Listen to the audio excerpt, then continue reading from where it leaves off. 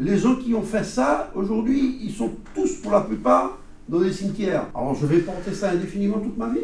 Aujourd'hui, la lumière n'est pas faite en termes d'études épidémiologiques. Les indemnisations n'ont pas eu lieu. Ça n'appartient pas au passé, c'est encore dans le présent.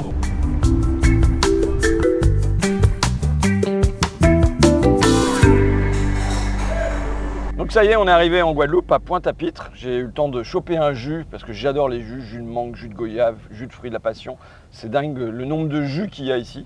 Et on est déjà dans un produit local qui est les embouteillages ici en Guadeloupe. Et on vient ici pas pour des vacances, mais pour des tas de rencontres avec des gens qui seront passionnants, avec des artistes, avec une pâtissière, avec une juriste, avec des militants évidemment, avec des syndicalistes. Pourquoi ? Pour venir discuter du chlordécone, du foncier agricole, de l'accès à l'eau et à une eau potable, de la vie chère, du rhum évidemment, de l'érosion des falaises et des salaires, du vieillissement, du départ des jeunes, de la banane, du maraîchage, etc., etc., etc. pour une semaine de dépurportage et on vous embarque avec nous. Vous n'avez pas de tracteur par exemple? Ah oui, oui, j'ai des tracteurs. Mais ils sont Ah ben, ils sont chez moi à Saint-François parce que bon, les tracteurs aujourd'hui sont très sollicités au niveau des pièces. Donc on a des vols de manière récurrente. On a de l'eau, mais on n'a pas de l'eau de manière suffisante. C'est-à-dire que quand j'ai de l'eau, j'arrive à peine à irriguer 1 hectare. Moi, je ne comprends pas que l'Europe, vous êtes député, vous êtes très bien placé là-dessus, permette à recevoir des productions qui n'ont pas les mêmes normes que les pays européens et qui acceptent de les commercialiser sur leur territoire. Est-ce que vous savez ce que c'est que le Mercosur? Ah oui, je sais très bien ce que c'est que le Mercosur. Ah ben voilà. Le pire, c'est que nous faisons une production dont nous n'avons pas la capacité d'afficher nos prix. C'est ça, si tu n'es pas content, tu fais autre chose. Voilà. Pour revenir, comment vous acceptez qu'un marché comme Rungis, que vous commercialisez des produits que vous interdisez à vos propres collègues de ne pas pouvoir les produire? On va où là? Moi j'ai besoin d'une explication pour comprendre parce qu'il y a quelque chose que je ne comprends pas. Comment vous laissez faire ça? Alors moi je ne laisse rien faire, hein, vous savez. Le problème c'est que personne, c'est qu'on est tous au courant de la problématique, mais personne n'évoque la solution. Moi je vous la donne la solution, mais il faut des taxes aux frontières, des barrières douanières, des quotas d'importation. Si vous n'imposez pas les mêmes règles aux produits qui rentrent qu'aux produits que vous produisez chez vous, vous êtes cuit. Mais malheureusement, ça s'est déjà vu dans l'industrie. Pourquoi l'industrie elle a chuté comme ça ces 40 dernières années? Parce qu'on a permis de produire avec des gens qui avaient des salaires très faibles, avec du charbon éventuellement, pendant que nous, on éteignait le charbon en Europe, on avait des salaires qui étaient corrects.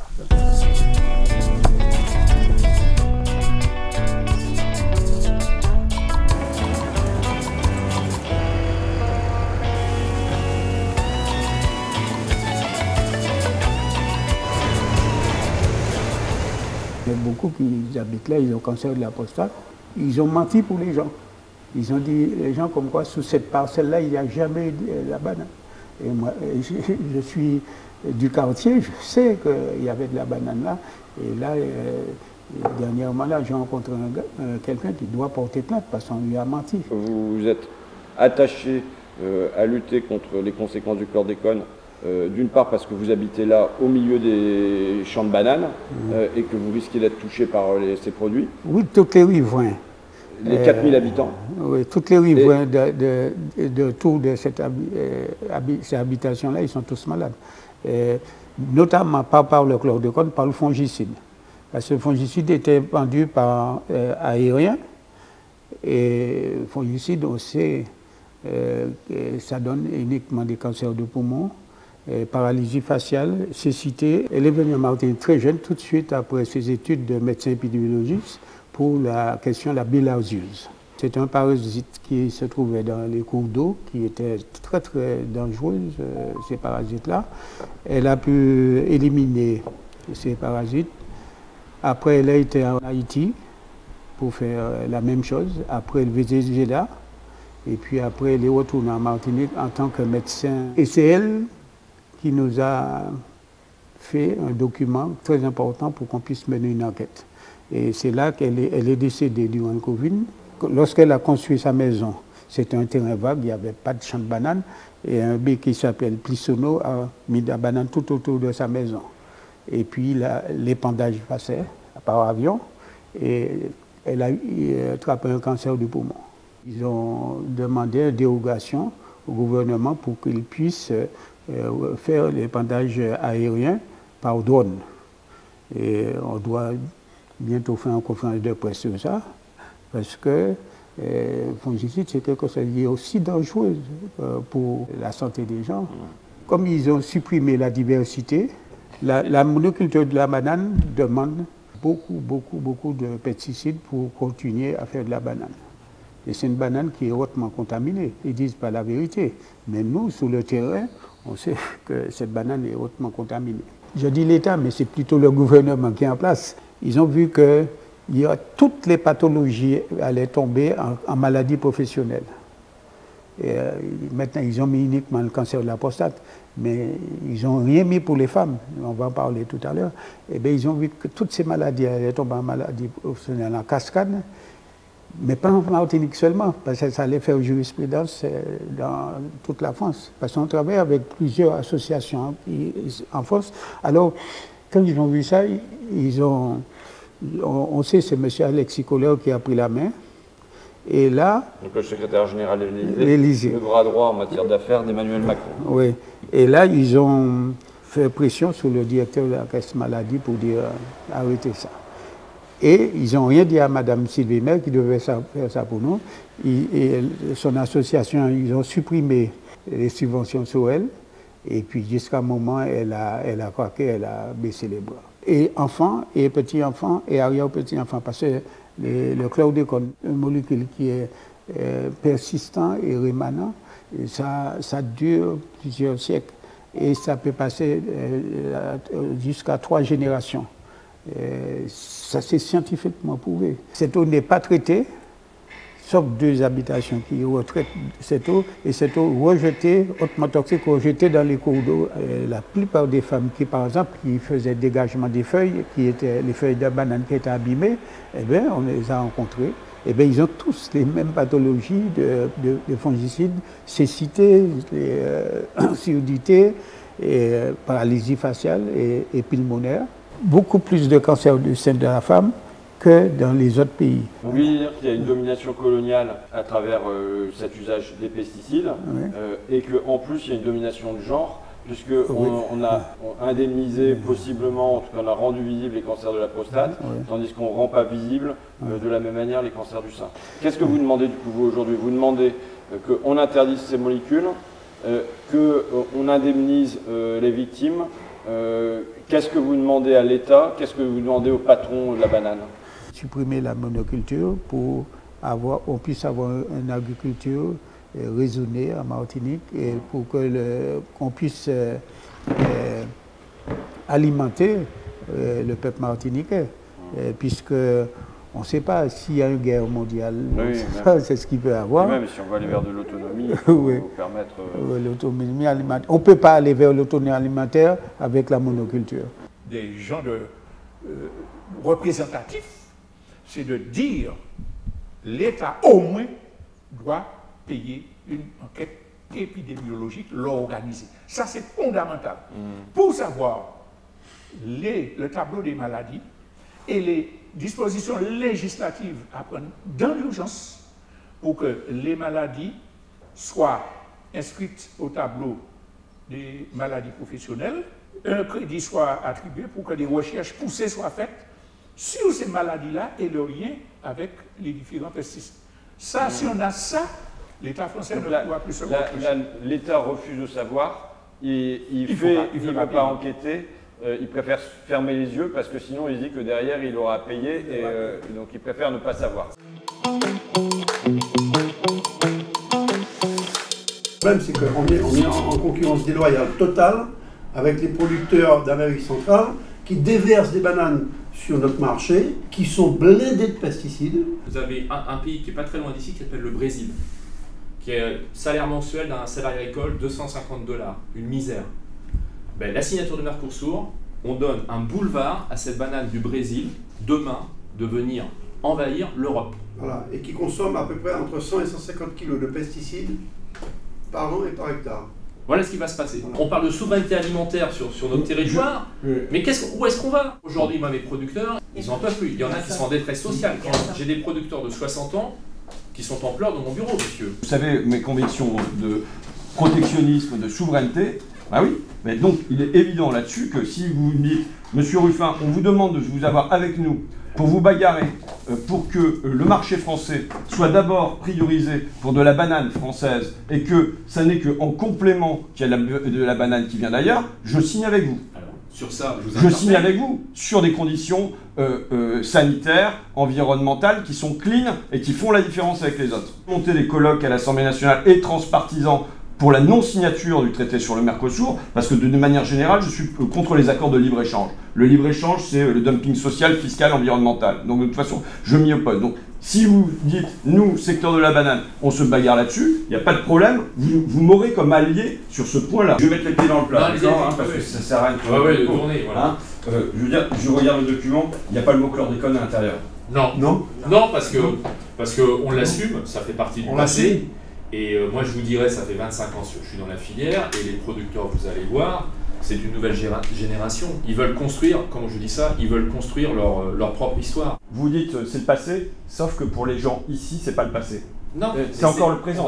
On va se dire, sur les maladies, c'est le présent, sur la terre, c'est le présent, sur les eaux, c'est le présent aussi. Je parle franchement parce que sinon, ça sert à rien.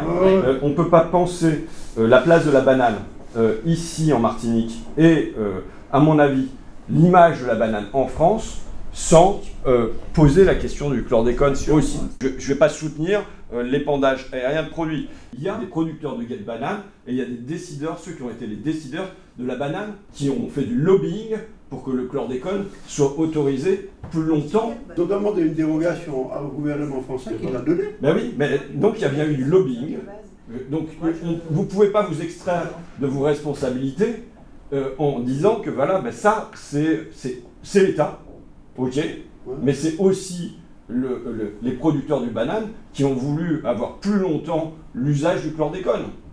Donc je pose la question, je vous pose la question quand même, est-ce qu'on envisage qu'il y ait une indemnisation des victimes du chlordécone par l'État, mais que peut-être les producteurs de bananes prennent leur part? Quel est l'agriculteur français qui est capable de mettre un truc comme ça dans ses sols en sachant sciemment qu'il va contaminer des gens, qu'il va contaminer ses sols? Enfin bon, il faut être fou allié pour pouvoir faire un truc comme ça. C'est ce qui a été fait par les producteurs de bananes pendant des décennies. Et avec des gens qui lançaient l'alerte en disant attention, ces produits sont toxiques, attention, ces produits sont interdits aux États-Unis. Et pourtant, il y a des gens qui sont envoyés d'ici, de Martinique, sont allés à Paris, sont allés à Bruxelles pour forcer les portes et faire que le chlordécone continue à être utilisé et empoisonne les sols, ce que vous regrettez aujourd'hui. Il y a des alertes de travailleurs agricoles, il y avait déjà des alertes bien auparavant qui disaient que les produits qui étaient utilisés étaient nocifs pour la santé. Monsieur Ruffin, je suis d'accord avec vous, mais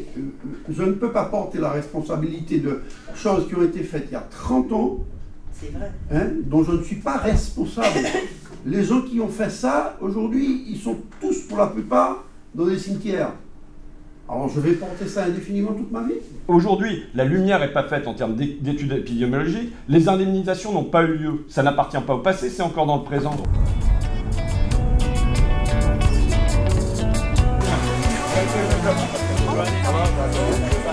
Chaque exploitant agricole a son propre bac de... D'accord. Elles mûrissent elles mûrissent en muesli. D'accord. Uniquement en muesli. Donc, quand elles sont déjà exportées? Voilà, elles sont exportées tout ça, il y a le transport qui est par bateau, et puis par la suite, ils sont placés en muesli. Après, il y a le contrôle aussi, pour voir si on respecte le cahier des charges. Et ça, une fois que ça a contaminé la feuille, eh bien, la semaine qui vient là, on est obligé d'enlever cette feuille-là. La branche, on enlève toute la branche du coup. Voilà. Et le bananier, quand il a fleuri, là, voici sa dernière feuille. D'accord. Donc, si chaque semaine on doit lui enlever une feuille, eh bien, au bout de 6 semaines, le bananier, c'est fichu quoi. On ne récolte rien. Donc, on perd tout. Banane brésilienne, costaricaine, dominicaine. Oui. Elle a moins de contraintes sur les produits. Comment vous réagissez à ça? Ben, moi, j'ai dit que normalement, on aurait dû être, on va dire, égaux. On aurait dû être égaux. S'il n'y a pas pour moi, il n'y a pas pour l'autre. Parce que là, maintenant, ça crée une concurrence. Une équipe qui est plus forte que l'autre, c'est sûr qu'il va tout faire pour couler l'autre. Donc voilà. Si vous aviez un gros sac à dos sur le dos et puis l'atomisateur et que les autres ils l'ont pas quoi. Voilà.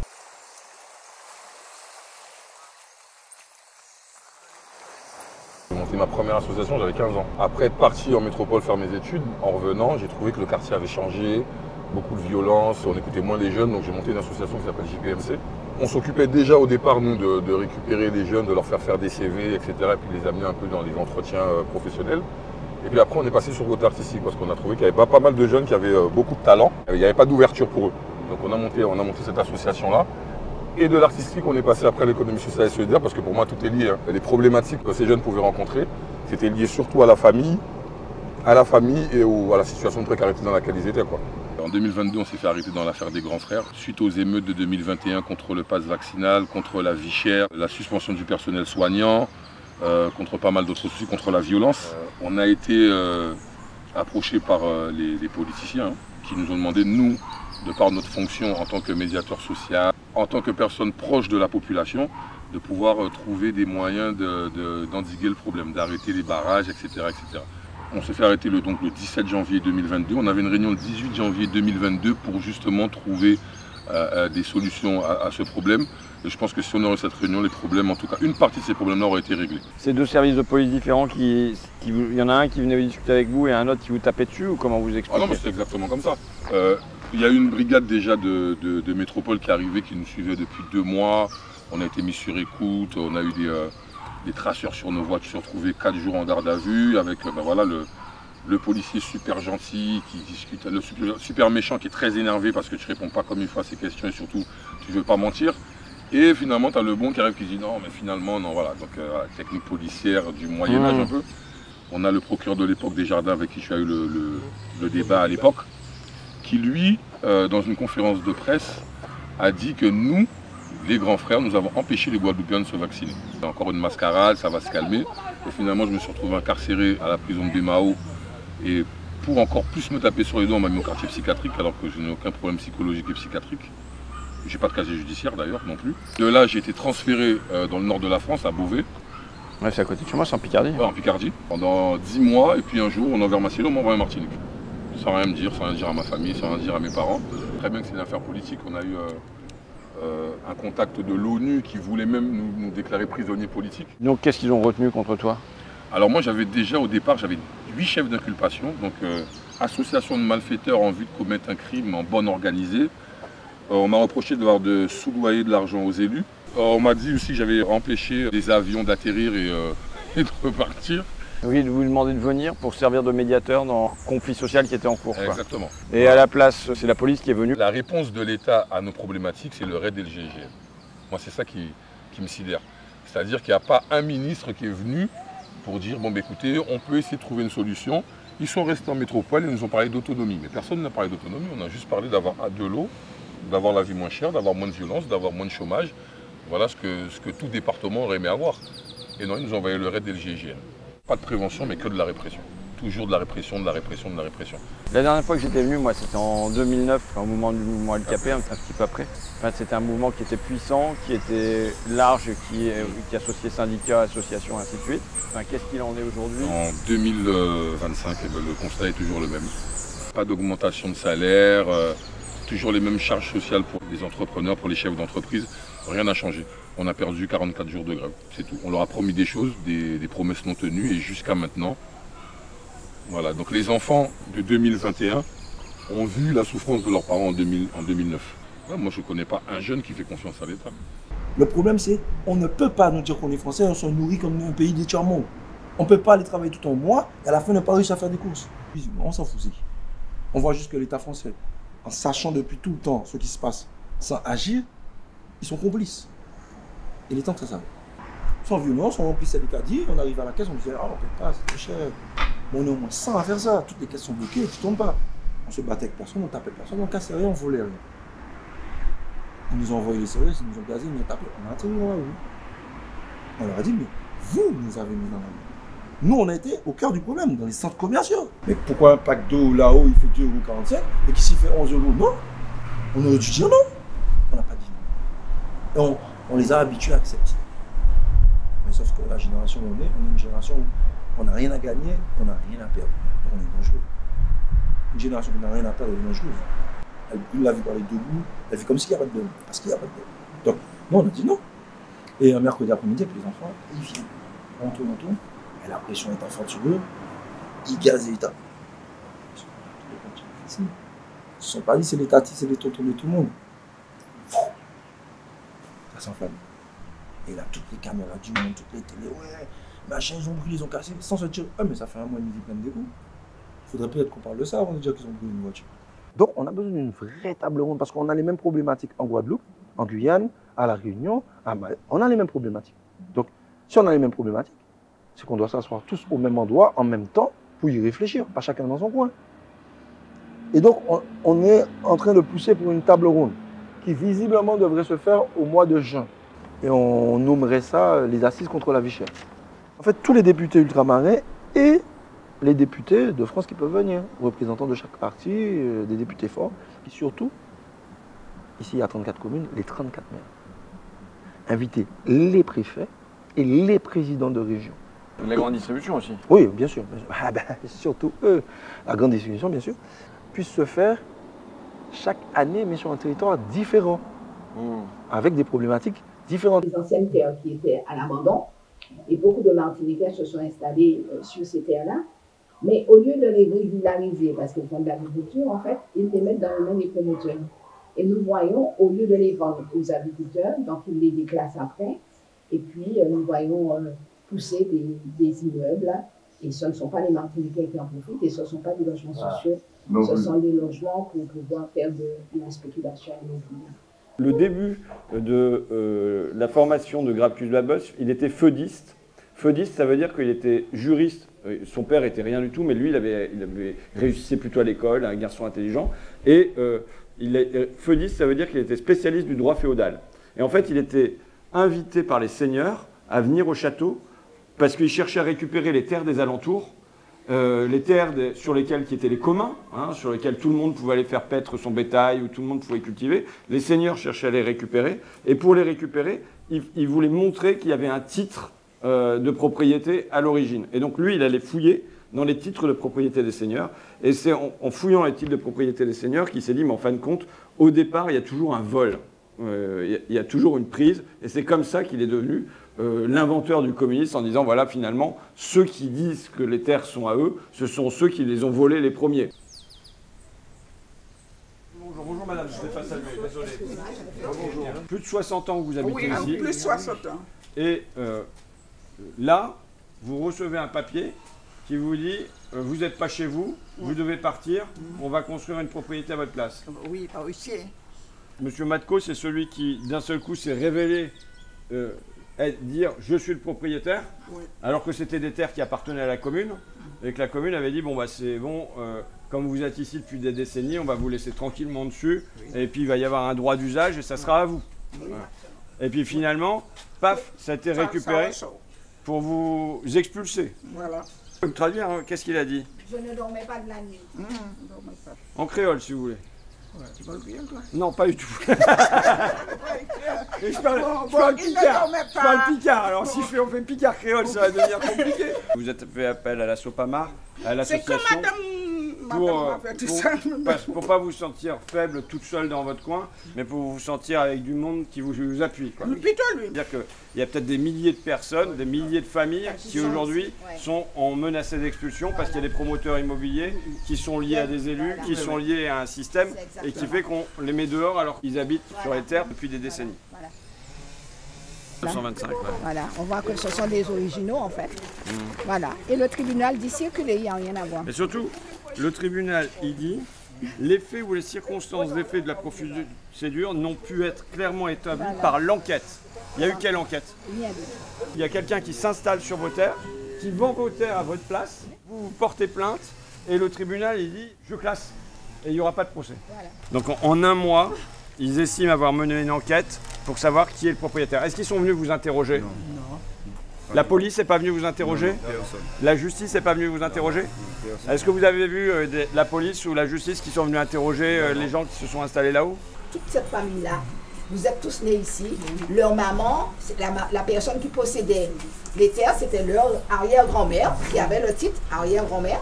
Et ces 17 familles-là, justement, ont reçu dernièrement, ça fait à peu près une semaine, l'avis d'expulsion parce que comme ils ont perdu, donc c'est devenu exécutoire. Ils doivent laisser les maisons sur les 6 hectares. Toutes ces maisons-là que vous voyez. Votre famille, elle est ici, j'entends, depuis 1800. Oui. Vous habitez ici. D'un seul coup, vous recevez un courrier qui vous dit... 2018. En 2018, vous recevez un courrier qui vous dit, en fait, vous n'êtes pas propriétaire, vous devez partir, c'est à nous. Oui. Qu'est-ce que ça vous fait quand vous recevez ce papier? Ça choque, hein. Voilà, c'est un choc. Mais vous croyez que c'est un canular? Moi, je serais chez moi. Moi, je serais chez moi dans ma maison. Et je recevrais un courrier qui me dirait non mais vous n'êtes pas chez vous, ça m'appartient.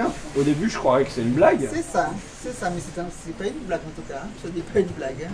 Courage, et puis bon, ça paraît tellement surréaliste que j'ai du mal à croire que... Puis vous êtes 100 déjà, vous êtes 100 côte à côte à pas être d'accord, donc il est tout seul quand même.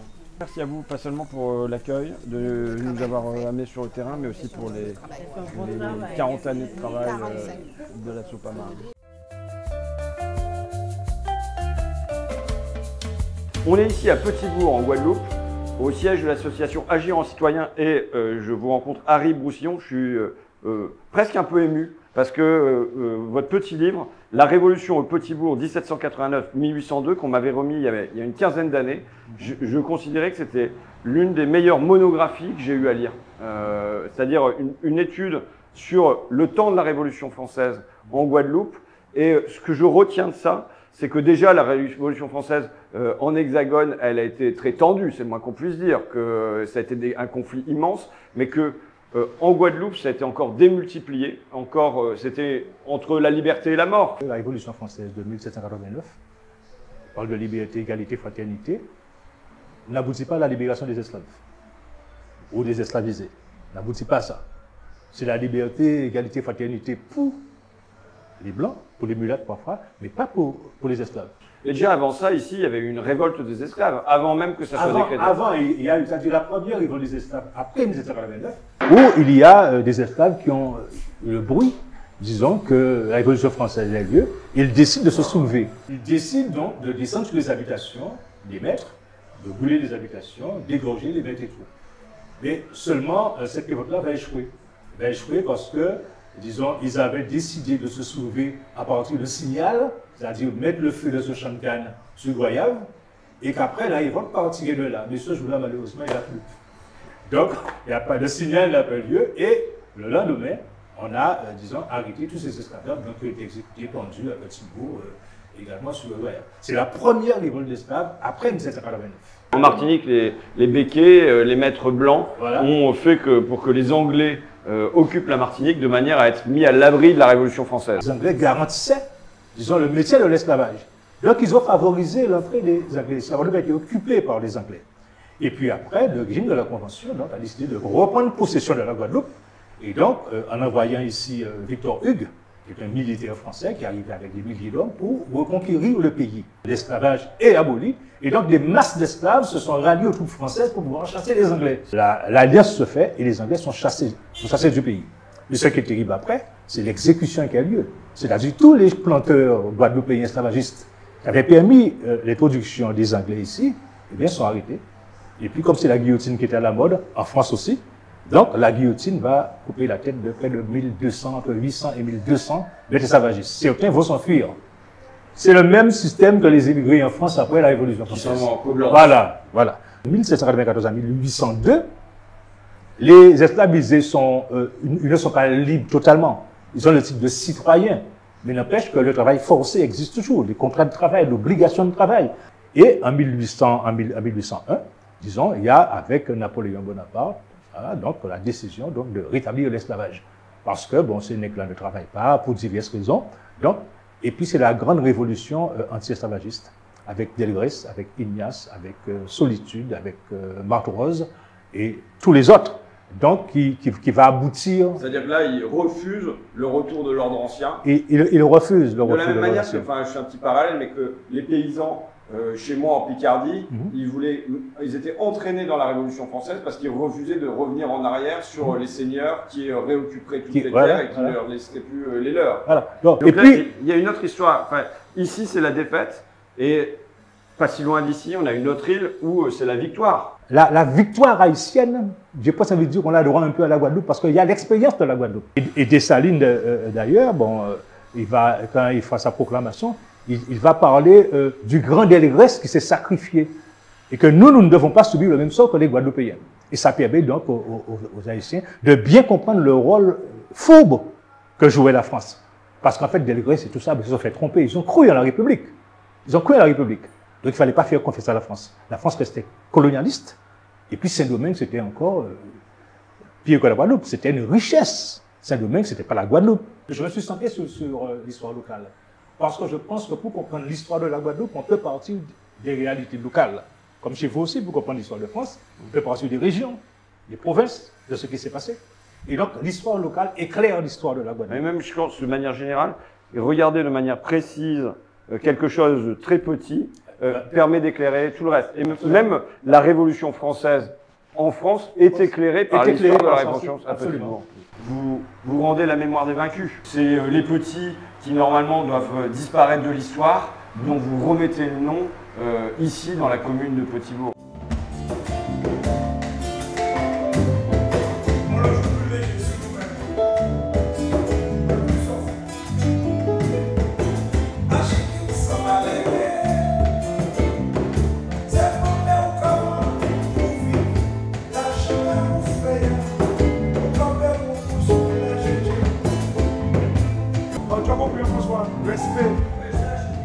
Respect, tu as compris, respect. Mandoué, c'est que je te dois du respect. Respect Mandoué. Théâtre autonome marron. C'est le théâtre où les gens veulent s'exprimer de manière libre. Marron, c'est de marron, de nègre marron, de liberté. C'est échappé. Oui, de liberté. Le marron, c'est l'esclave qui, enfin, le mis en esclavage, qui marronnait, qui partait. D'ailleurs, qui fait partie de ceux qui ont permis l'abolition de l'esclavage, parce que c'est ceux qui sont partis qui après ont fait des insurrections sur les habitations. Je suis l'héritier d'une Martinique qui porte en elle son histoire, quoi. Je veux dire, on est l'héritier de ce que la colonisation a fait de nous. Il faut aussi dire la grandeur des gens dans ce que nous sommes. C'est pas que penser qu'on va faire l'éloge de tel ou tel intellectuel, politicien. Moi aussi, dans mes chansons, je fais aussi l'éloge de l'homme de la rue, qui pour moi est quelqu'un de très important, de fondamental, parce qu'il contribue au développement de la société. Donc le héros du quotidien, quelque part. Totalement, totalement. Et par exemple, qui par exemple, dans une de mes chansons, je fais une chanson sur Achiki. C'est un SDF de la commune, mais qui rendait service à tout le monde. Et je dis, mais à un moment, il faut qu'on rende hommage à ces gens-là, parce qu'ils sont très utiles dans la société. Aucune rue ne porte leur nom.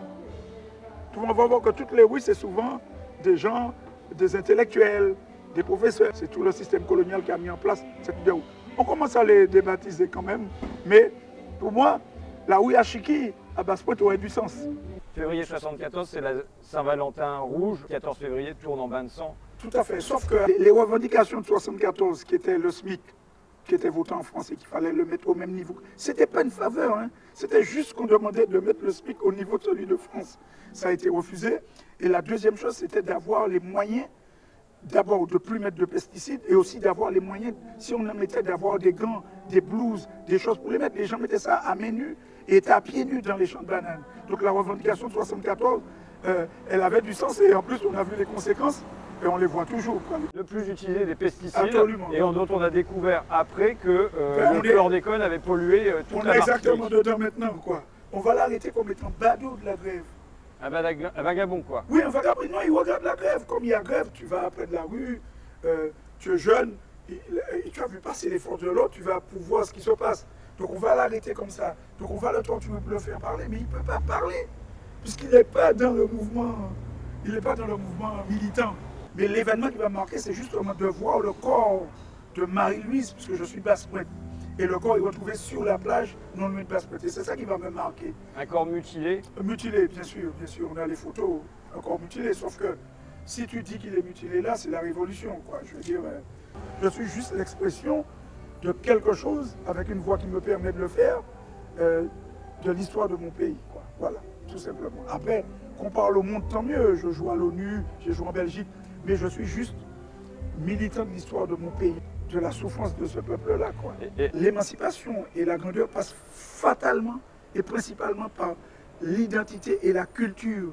C'est cette culture-là qui va nous faire comprendre que nous sommes grands et qu'on a ça en commun. Parce que les caractères, ils sont divers, quel que soit l'individu. On n'a pas le même caractère. Mais en tout cas, on peut vivre sous la même culture et la même identité. J'ai d'abord été infirmier en psychiatrie pendant 14 ans à Charcot, dans les Yvelines. Et puis après, j'ai fait un diplôme de soins généraux qui m'a permis de revenir ici et puis d'être infirmier d'abord en institution et ensuite en libéral. Mais tout ça est lié, hein. Tout ça est lié. C'est soigner l'âme, soigner le corps, soigner l'esprit, et puis soigner la culture, c'est tout. Tout ça est lié.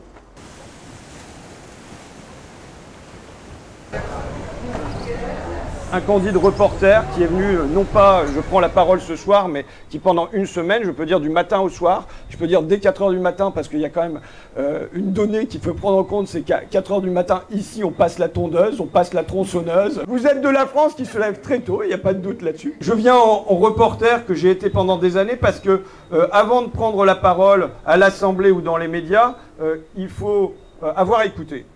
Pour avoir quelque chose à dire, de pertinent, et je pense qu'on a passé une semaine à beaucoup écouter et à faire que finalement, quand on parle des pays de l'océan, je vais reprendre la formule, ça ne soit pas seulement à travers des rapports, des statistiques, du juridique, mais que par exemple, quand est évoquée la question du chlordécone, c'est le visage d'un ouvrier qui en souffre qui vous apparaît. Le chlordécone répandu durant des décennies, alors qu'il est interdit aux États-Unis et interdit en Hexagone, et les lobbies de la banane, les lobbies des béquiers qui font pression à Paris, à Bruxelles pour obtenir des dérogations et qui l'obtiennent, c'est en notre nom à nous, gens de France. Les milliers de cancers de la prostate, de l'utérus, du sein, les leucémies, les nerfs troublés, c'est en notre nom à nous, gens de France. La justice qui, pour ces milliers d'empoisonnements, délivre un non-lieu pour cause de prescription, c'est en notre nom à nous, gens de France, et l'État qui, aujourd'hui encore, refuse de mener une enquête, une simple enquête épidémiologique, scientifique, pour savoir parmi les ouvriers, parmi les habitants, combien sont touchés, combien sont malades. L'État qui refuse cette simple enquête, c'est toujours en notre nom à nous, gens de France. Je veux dire que ce que j'énonce là, je le dis en patriote, je le dis en Français fier de son pays, malgré tout, mais justement parce qu'un grand pays doit connaître sa honte et soutenir sa gloire. Notre histoire, nous devons la regarder en face, même dans ses pages sombres, non pour nous complaire en autoflagellation, mais pour comprendre les ressorts, pour ne pas répéter cette histoire, ses fautes, ses crimes, pour en changer le cours. Le pouvoir, Paris, doit aussi, avec les élus, avec les collectivités ici, sortir la Martinique, sortir la Guadeloupe de la dépendance, d'une mise sous perfusion des importations, d'une économie post-coloniale avec des monocultures d'exportation, la canne à sucre et la banane, les Antilles vues comme un grand hôtel pour touristes. Cette histoire, nous devons en changer au présent. Maintenant, le pouvoir, l'État, ne doit plus être aux côtés de quelques-uns, confondre l'intérêt des Martiniquais avec l'intérêt d'une poignée. Et sa puissance à l'État, son poids dans la balance, il doit le mettre pour rééquilibrer entre les forts et les faibles, non pour appuyer les forts contre les faibles, non pour appuyer les riches contre les pauvres. C'est vrai dans l'Hexagone, mais c'est encore pire ici, plus exagéré, plus outrancier. Maman, écoutez ça qui est passé. C'était en février 1974. C'était en février 1974. À la chance